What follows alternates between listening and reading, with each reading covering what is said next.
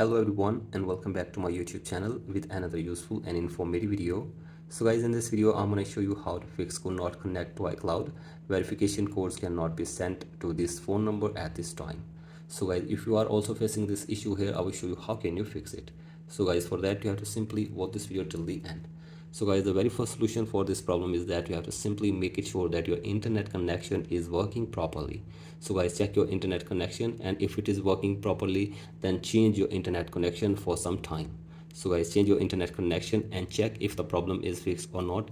And if the problem is still there, then go for the next solution, that is open settings on your device and then scroll it below and go to general and then go to software update and update your software to the latest version. Do this, and after this go back and now scroll it below and go to language and region, and then go to region and select your country or region correctly from here as well. Do this, and after this go back and now you have to go to date and time and set your date and time from here as well and turn on the toggle for set automatically. After this go back and now scroll it below and go to VPN and device management and make sure that there is no connected VPN on your device as well. So guys, do this and check if the problem is fixed or not, and if the problem is still there, then you have to simply wait for some time.